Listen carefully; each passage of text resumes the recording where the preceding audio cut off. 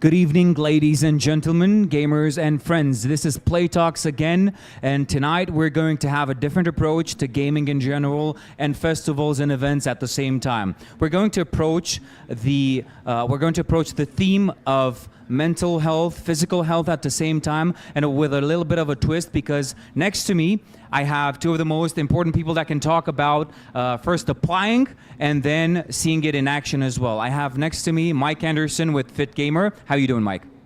I'm doing well, thanks. Great to be here. Great to have you. And next to Mike, we have Lasse from the Danish Esports Federation. How are you doing, Lasse? Hello, I'm doing well, thanks. Great to have you here. Thanks. We are going to deep dive a little bit into, today was dedicated to mental health, right? Beforehand. But after having a short conversation with you, Mike, you elaborated a little bit what this could be and what you have been doing for the past years in your expertise. Can you please go a little bit into detail on how do you see this side of gaming in general and players' health overall, physical may it be, and a little bit into mental? Yeah.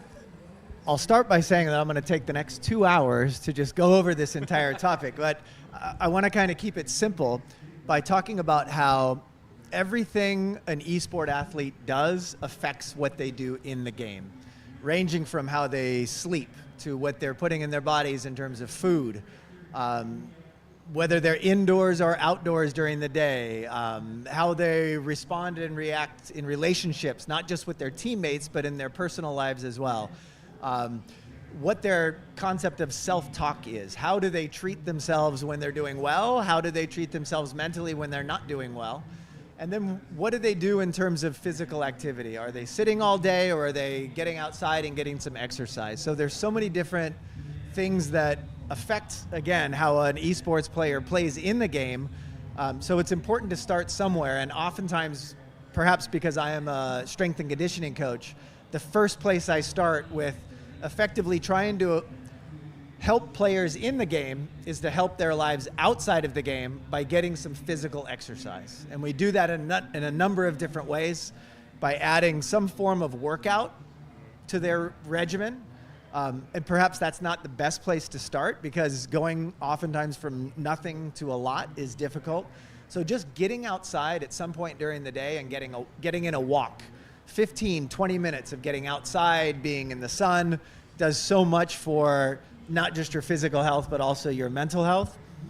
And then something else, a third place where I often start at the very beginning, is doing something in your day that is related to playing the game.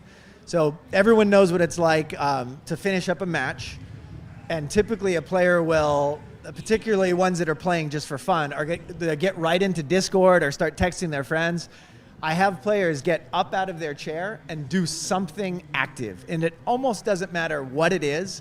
But at FIT GMR, we have these regimens called quick drills that you can do right next to your gaming station to raise the heart rate, to get some air, to just basically get another perspective on your life before loading back into the game. So workouts, walking, and quick drills all affect the way that you eventually play the actual game. Right. I think, Lasse, you're well aware of what Mike is saying regarding players and their behavior in general. What have you been witnessing towards your players, or what do you tell them in order to be a little bit more healthy in those regards? Well, what we experience is that they need to do something that they also feel comfortable doing. So while some players need to run, some players need to walk, some players need to rest, it can vary a lot, but they need to figure out what works for them. So they need to find their own way of doing it. And we're trying to help them, giving them like all these different options and letting them try all of them, and then picking what works. And sometimes you have to combine also. For us, it is very important that they are in the moment when they are playing, and also after they are playing. So after a game, they are not just grabbing their phones and going on social media. We have to do our huddle, we have to talk about the map, we have to get some fresh air, and then they get their phones. Then they can go on social media and be private persons. But we have to be professional also after the match, and that takes some time to learn, actually. It's a learning experience. Right. I feel like we started off a little bit on the deep side of things, but bringing it a fun factor to it, right? I just wanted to see how was the World Esports Championship experience for you, and then we can just move on towards players in general. How was the experience for the Danish players, right? How are the players that you have been working for so far, Mike? I'm going to start with you, Lasse. How was the experience so far at the event for you? Well, so far we have had a very good experience. I was also at the last World Championship at Bali, and at Bali it was very cozy, very nice. We really enjoyed it, but it was not as professional as it is this time. This is more competitive also, and this also means that our mindset has to be more professional. We need to think more about what we do, how we do, and what we want to accomplish with what we do. So it changes a lot. So this is right thing to say when the effect of players is definitely the effect transposed to them by the event, right? Yeah, it sure is. How do you think this is going to play into the players' mind, seeing that that the experience here is a little bit more difficult in terms of competition, Mike? How could this transpose to their behaviors? Well, gosh, let me take it even one step back. And the bigger picture here is that we have players from 100 and something different countries traveling sometimes completely around the world. There are so many different things that can affect a player's gameplay here. Time zone, where they've traveled from, different food, like players from Africa and Asia that are traveling so many miles, and many of them, perhaps for the first time, have a passport that have been traveling out of the country. I mean, the odds are stacked against every player that is coming from as far away as possible. So what we have to do is deal with all of these different variables that can affect their game systematically. And hopefully the delegates from the various countries and their coaches are helping them like decrease the variables that can affect them. Like hopefully the players have a good place to stay, where they're comfortable, where the air conditioning at least works. It's pretty hot out here. That definitely is affecting not just the players, but also the equipment. But kind of narrowing down those variables so that the players can concentrate on why they are here, playing the game. And so what FIT GMR has been doing is been trying to kind of take care of some of those variables by helping players. We've been offering 3 times a day at 2, 4, and 6 o'clock in the players area. We're offering some meditation. So you can take part in just a 5 or 10 minute breathing activity to try and help calm your mind and your body.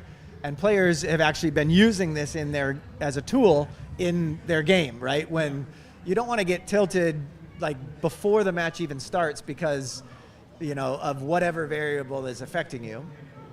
So trying to do that type of thing, offering some yoga, some movement. Some of the players don't know, where or what to eat. Like literally, when you get dropped, I mean, it's like Fortnite. You get dropped on the island, and you got to figure out. You got to fend for yourself. So, FIT GMR being an independent, organization here with player support, we're just here to try and help support the players in any way that we can. So with that respect, we've sat down with a couple of players and we've asked them, okay, when is your match? Okay, your match is at 1 o'clock. That means you can't be here on site at 8 or 9 o'clock in the morning with 4 hours before the match. Players that don't have coaches or people to help them with their day-to-day, moment-to-moment schedules, we've been able to do it. We did that in Bali as well. In Bali, it was in like you said, a nice cozy area that was completely self-contained. Here, you can go out into the world and, Comic-Con was over the weekend. Imagine being at Comic-Con and your match is being called. Yeah. Anyway, there's so many different variables to try and control for, and some of them you can't. We're just trying to help players control those things that they can control outside of the game so that they can be more effective in the game. Right, and this speaks to normal gamers as well, the probably gamers that are watching us right now. If we were to talk about a little bit about a subject tonight, we know there are some issues, let's call them, with gamers in general, as there are with the general corporate people or people that are just employed. Burnout, stress, right? Depression, anxiety. How was your experience so far with these kind of issues in gamers? Yeah, that's a great topic. At FIT GMR, we consider an esport athlete or a gamer who's competitive or a gamer just in general to be a cognitive performer. So they think of themselves oftentimes as the brain working on problems within the game to win. There's some micro movements that they are very good at, right? Clicks per second, these things that they're able to think about faster than other people can. But they often disconsider, if that's a word, right? They don't consider the fact that their physical bodies are part of their nervous system. So with that, they tend not, like the tendency is not to think that physical activity is important. So the focus is typically on grinding in the game. The more hours in the game allows you to become better. And there are pitfalls with that because we need time away from the game. We need to eat well. We need to sleep well. And so the idea that you can get better at the game just by playing the game and only the game is kind of a difficult thing, especially for the non-pro player. Like our professional players, they have it made. They show up, the food is there, the workout is prescribed at 9:55. The athletes that I work out in the States, they do the workout of the day. They have an hour to shower and eat breakfast. They have their first meeting at noon. At 1 o'clock, the scrim begins. And then they're guaranteed 8 or 9 hours of sleep because they don't have, they're getting paid to do this. It's all of these other players that are amateur or trying to get into the pro ranks who really have it more difficult. So, yeah. That's an interesting point right there. I think you have encountered this probably in the portfolio of players that have been under your wing, right, Lasse? How do you deal with that when you see, say, anxiety in a player? How do you deal as a team and as a coach, probably? Well, if I may, I would actually like to elaborate on what you said first and then go into your question, if that's all right, because you're talking about having this schedule that the players need to follow to actually perform well. But if you go back in the time, looking at 2015-16, they did not have this schedule. So usually they were playing during the night and the evening, and then played like 12, 14, 16 hours, slept, and just repeated. And then we saw in Astralis back in 16 that they actually started waking up in the morning, eating, doing their workout, and then started playing. So instead of playing 14, 16 hours now, they played maximum of 8 hours. Often only 6 hours, and that's actually helped them not to burn out, because there is this curve, as you talked about. We can increase, and at some point we can't anymore. So we are working very much about having breaks. Remember to also go on vacation, even though you are a pro player. There's all this stuff to do. Be a normal human being, not only be a robot. And I think that helps with not getting anxiety, not getting all these burnouts, to actually limit the amount of video games. I know there's people out there that won't believe me, but you can actually limit it and it will help you. Right, I remember after the Astralis era, right? Glaive for a short while took a break because he said publicly, I remember, that he was close to burnout and he wanted to preserve himself, right, for the next coming games. It was in the era that you're talking about where they had an established schedule and it was just the pressure and stress of things for him? Yeah. Yes, mainly the stress, because you have to remember these guys were also on the top for a very long time, and it also means everybody's looking at you.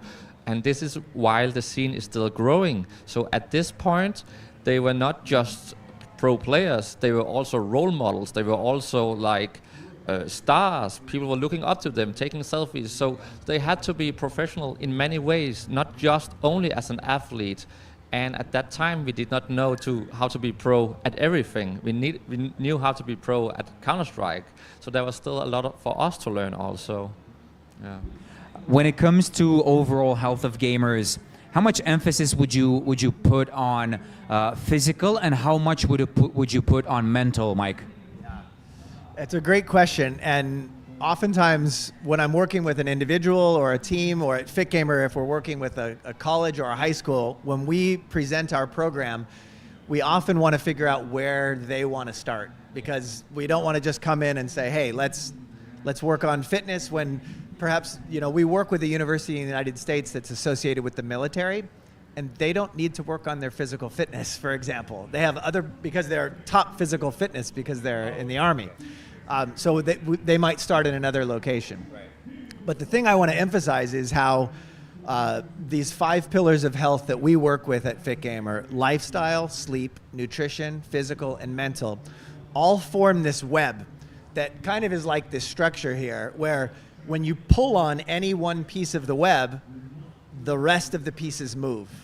So for example, if I'm not sleeping well, or if I have a player that's entering solo queue at like 3 in the morning and playing until 7, they're going to wake up for a workout or to be with the team, and they're not going to have the energy or the mental focus. So without that energy or mental focus, the body tends to crave different types of food, caffeine or sugar. So when caffeine and sugar are consumed or overconsumed, the mental is not going to be there. And then because they need to sleep so much, they're not going to be physically active. So one little tweak in the negative sense affects that whole web of physical of wellness. To put in the positive sense, if you start the day off with a 30-minute walk outside, you've already circulated blood through your body, you've got some fresh air, you've got sunlight in your eyes. That sunlight in your eyes already starts the sleep pattern that will happen in 15, 16 hours. So you've taken care of some exercise, you've taken care of some mental health, you've gotten outside to set up your sleep, and then you've done some physical activity, so your body is ready and craving for foods that are better for you. So all of these things affect all of these other things. And players that experience a positive, say, workout at the beginning of the day are going to experience this sort of snowball effect of well, say positivity, or success leads to more success in every way. So regardless of where you start, it leads to something good. Do you encounter resistance in the ranks of players that are arguing with you that if I play until the morning, I'm gonna get more practice in, I'm gonna do better in my games? You probably find yourself in that position, right? In the pro ranks, because they've seen the decreased actual scrim schedule lead to improvements in performance, or some of the lane-specific coaching that goes on lead to improved performance, and they don't have to actually solo queue or grind as much.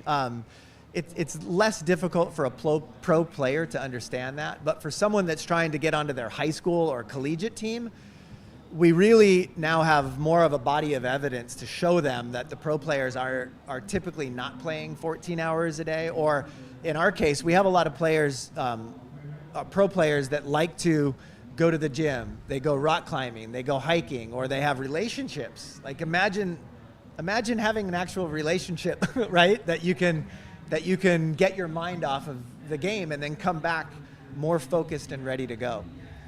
So I think that adds to that overall better lifestyle, adds to wanting to be better at the game because you're looking forward to playing it. I think that's important as well. Right.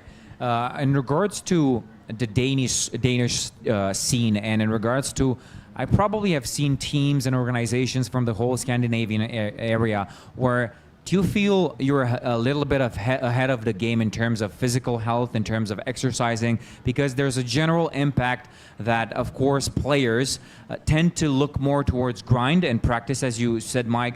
But I think you guys have some sort of a secret, because players are always looking fit over there. Players are always looking healthy from the side of things. We just talked about anxiety, but do you think like you're a little bit ahead of the game in that regard? Yeah. Well, yes, I do think we are ahead at some ways or at some points, but for me, actually, it goes to something completely different than what we are supposed to talk about.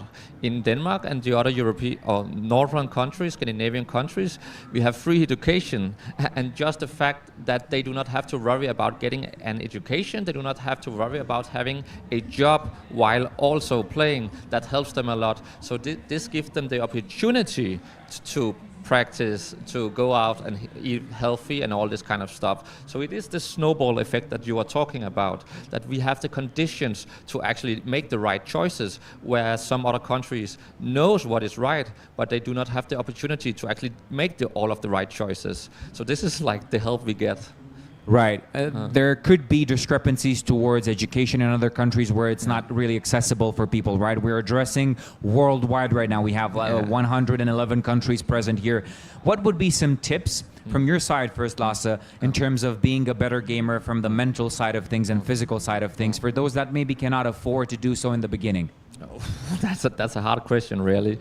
But I think it's all about finding your comfort zone, figuring out how do you perform best. And for some people, maybe they do not have to work about all of these conditions at once, figuring out, all right, if just I get my sleep right, then I can actually perform very well. So I start by just focusing on my sleep.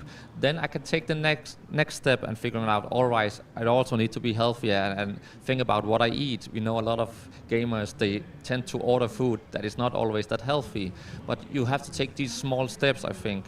And if you can only manage to climb this far, it is still better than not climbing at all. So take the small victories instead of trying to win the entire fight at once. Right. Do you agree, Mike? What are some tips and tricks in your perspective?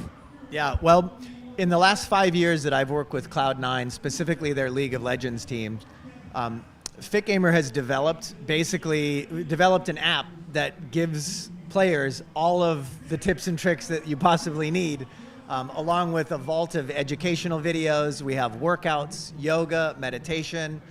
We have specialists on the area of sleep and nutrition that basically bring to players, esport gamers, from day to day. So you open up the app and it'll give you what today's program is. And because today is Tuesday, there is a little bit of sleep education. So you can watch a 2 to 3 minute video that's related to how to make your sleep or improve upon your sleep.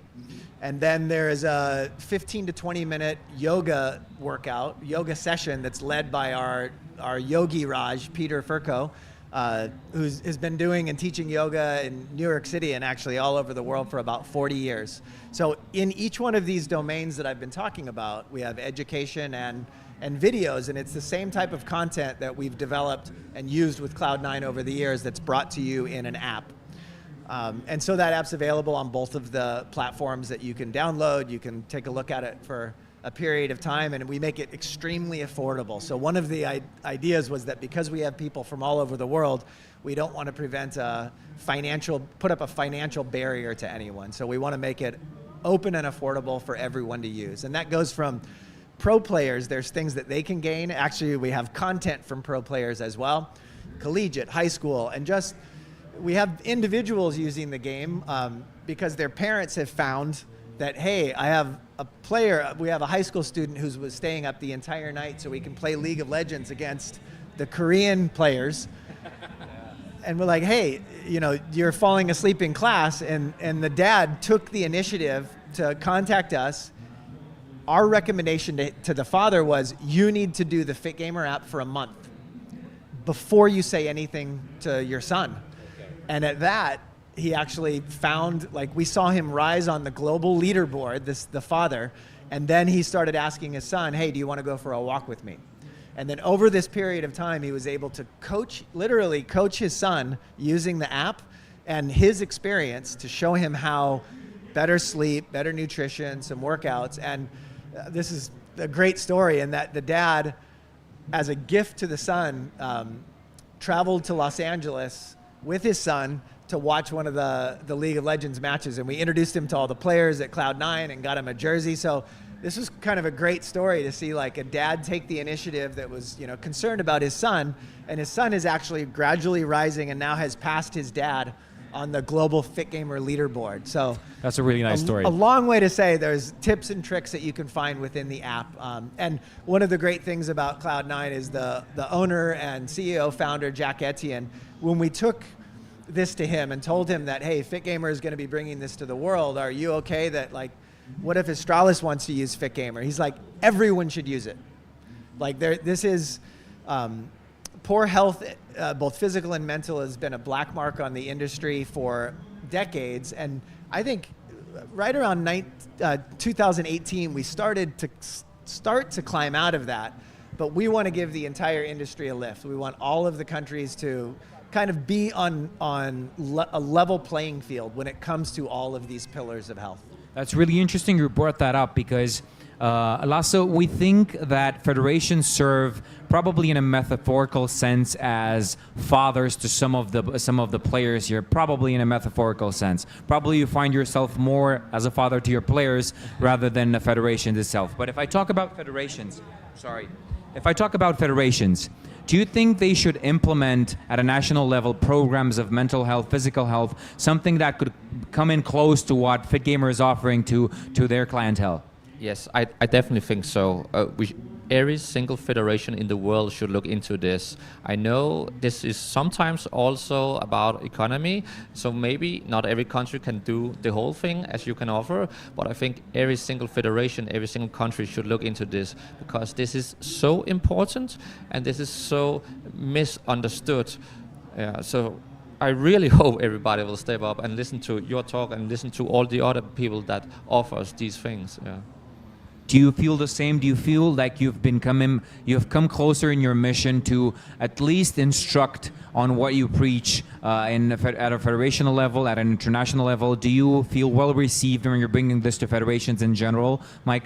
Oh, absolutely. And for me personally, with a background in health, fitness, and wellness, this is like a dream come true. I've been invited into a community and become a part of a community, and have built a company that our mission is to improve the mental, physical health of the entire world by way of esports and gaming. So, like, that's why the World Esports Championships and events like this that essentially are bringing people from all over the world to play these games that are played everywhere. I mean, the fact that you can get on to a server and play against people from around the world. I mean, it's the way to reach, I'll say, the future of the world with health and fitness. I'm gonna go into I'm not gonna call it dumb direction, but I really want to ask you this, right? We're talking about winning and losing, right? What is a healthy mindset to approach losing for people that are so competitive, and I mean pro players in general? In general, losing is an opportunity to learn something. And most teams, when they win, irrespective of whether it's a traditional sports or esports or even in business or relationships, when everything goes well, there's not much of an opportunity to find something to learn. And so when you flip losing on its head and talk about, okay, so what did we learn from that experience? There is an opportunity to gain something from it. I think that's the take home. I think I feel the same. How do you deal with losing whenever you're talking about the Danish team performing on stage? Of course, winning is, as Mike said, is favorable if you treat it right. But how about losing? How do you treat the players when they feel down? Well, I think when we talk about win or lose, there are two different conditions. Either we are here because we need to get experience, we need to practice. So for us, losing at this tournament would just be a learning experience, as you said. But at other tournaments where they're like more on stake, it is something completely different, right? At that point, we need to like take them off from the floor because they are all the way down there. We need to help them. We need to, like, I can't even describe it because it is feelings, and feelings, you can't say how to treat feelings the right way because we are all individuals. So for me, at least, this comes down to you need to learn every single individual. You need to learn the players. You need to figure out how to support them in their laws because they react differently. Some are very outspoken, some of them are like trying to hide. So you need to figure out, how do I help them? How do we get from the state you are at now to a state where we can actually learn something? Because this is like a step you need to take. Right. So, Right, definitely. Go ahead, Mike. I just want to add something to that because I saw a great example of a team walk out of a match and the mental state was as low as it could possibly get. There were two players that were kind of arguing with each other about what went on in the match. And in general, it seemed like that, you know, they not only should have played better, but they were not happy at all with what went on. And in that condition, I watched the delegate from that country walk up to I would say in this situation as an observer, he walked up to the exact right person in the group and just put his arm around him and kind of led him away from the circle. The four players that continued talking actually went in a more positive direction with the conversation. So they kind of started their own small review of what went on. Right. And he took the player that was completely tilted. And you mentioned father figure, like these relationships these coach-athlete relationships are important and instructive and necessary. So I don't know where that went, but it went, I think, in the right direction. Right, that's a great example. Now, Romania has some teams that to some different games. For example, our Dota team already exited the competition, right? I'm really down about that. But these things happen. It's an experience, as you said, Lasse, right? Yeah. But now they have a chance to enjoy the event without any other kind of stress, right? What are you looking towards now that we're coming to an end of our show? What are you looking towards and to experience at this event in the coming days, Lasse, apart from the games and the stress? Well, actually, I'm looking most forward to meet all of the fans out here. I have been so surprised about the support for every single team here. Usually you have a crowd supporting the home team, but here I feel like they are supporting esports, and that is an amazing experience. So I'm really looking forward to just watch esports, but with other people enjoying the same thing, sharing what we have in common. And this is like the unique and the special about this World Championship. We have so many different cultures, so many different players, but we are all united, and I think that is so beautiful. So this is what I'm looking forward to. I hope Yash is going to treat you well and the people as well, because we've talked a little bit in the beginning and you've mentioned that you were surprised that they were cheering for Denmark, even though we were a Romanian crowd, right? Nobody was booing, and it was a well experience. But I have a treat in conversation, let's say so, because I'm looking forward towards the concerts. I don't know, Mike, if you are well aware that we're going to have some concerts at the end of this event. Are you looking forward towards that, or are you more into the reactions and behaviors of players that you're witnessing here at the event? Gosh, there's so many things going on here. Again, like what we did a little bit of a comparison between Indonesia and Bali and here in Yash. And the cool thing about this environment is that you have so many local people here that are, especially at night, are coming out to watch the matches.